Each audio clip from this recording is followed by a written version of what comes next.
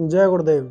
हमारा ये भारत देश जो कि विश्व गुरु के नाम से जाना जाता है, क्योंकि यहाँ संत महात्माओं का, पीर पैगंबरों का, अवतारी शक्तियों का, राम कृष्ण जैसे भगवान का इस धरती पर पदार्पण होता रहा। और जो भी इंसान यहाँ महान हुआ उसका एक इतिहास बना, उसका एक इतिहास रचा, और उसी महापुरुषों के कर्म के आधार पर ये देश विश्व गुरु के नाम से जाना गया। और उसी मर्यादा को बनाए रखने के लिए आज इस देश को ऐसे महापुरुषों की, ऐसे महात्माओं की जरूरत है जो कि अधर्म के खिलाफ लड़ाई लड़ सके। ऐसे वीर की जरूरत है, ऐसे महापुरुष की जरूरत है जो कि अधर्म के खिलाफ लड़ाई लड़ सके। ऐसा महापुरुष, ऐसे वीर बाहर से नहीं आते।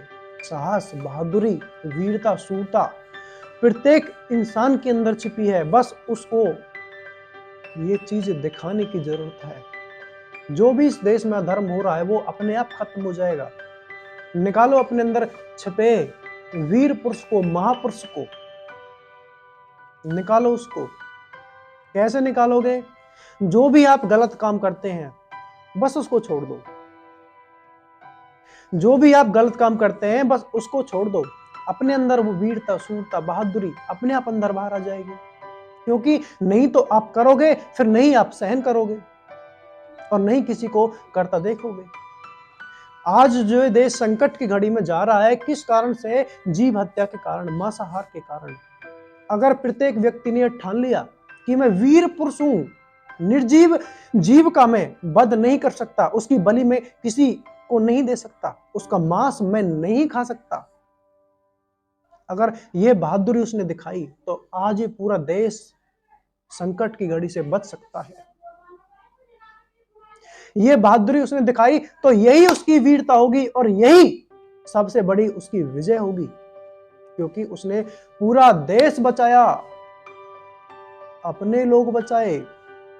यही सबसे बड़ी उसकी बहादुरी होगी, सबसे बड़ी उसकी यही विजय होगी, क्योंकि उसने यह ठान लिया, उसने अपना साहस दिखाया कि मुझे निर्जीव की हत्या नहीं करनी है, मुझे बेजुबान जीव का मांस नहीं खाना है।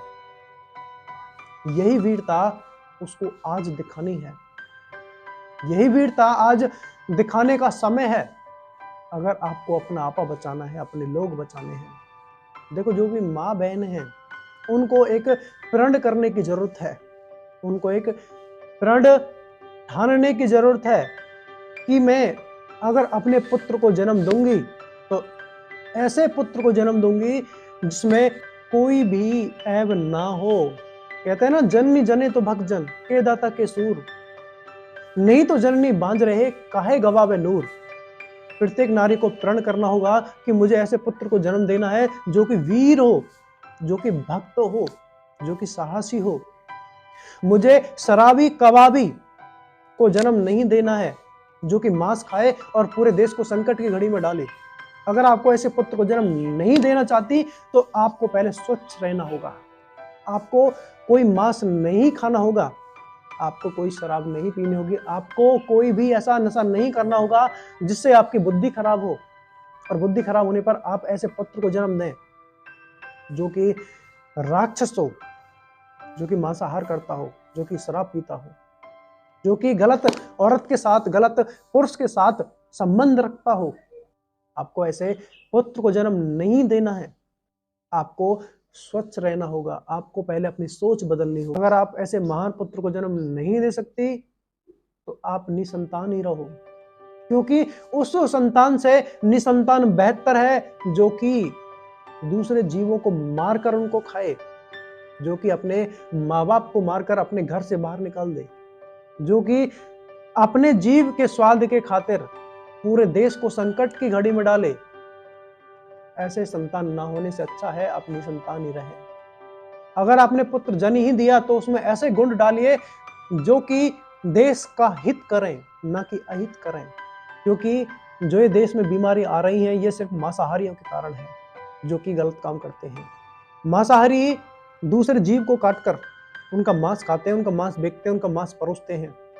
और आज जो ये देश में बीमारी फैली है ये हर उस इंसान को लगेगी जो कि उनके संपर्क में आएगा, और जो उनके संपर्क में आएगा नहीं पता उस बीमारी को ये मांसाहारी है या फिर शाकाहारी है, वो सभी का विनाश करेगी। बेजुबान जीव की हत्या तो समझो विनाश का कारण।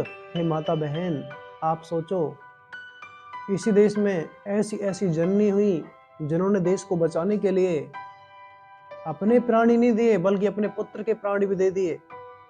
न्योछावर हो जा बेटा देश के ऊपर, आज देश को बचाना है, तेरी बारी है।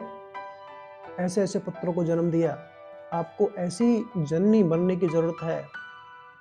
इसी देश में जिस जननी ने ब्रह्मा विष्णु महेश को बालक बनाकर अपनी गोदी में खिलाया, ऐसी जननी बनने की जरूरत है। सूर्य को अपने तप के बल से रोक दिया, आगे ही नहीं बढ़ने दिया, काल चक्र को भी रोक दिया। ऐसी जननी आपको बनने की जरूरत है। एक ऐसी जननी जिसने यमराज से लड़कर अपने पति के प्राण वापस ले लिए, ऐसी जननी बनने की जरूरत है। जब आप ऐसी जननी बन जाओगी तो जो आपका पुत्र होगा वो भी तेजस्वी होगा, वो भी महान होगा।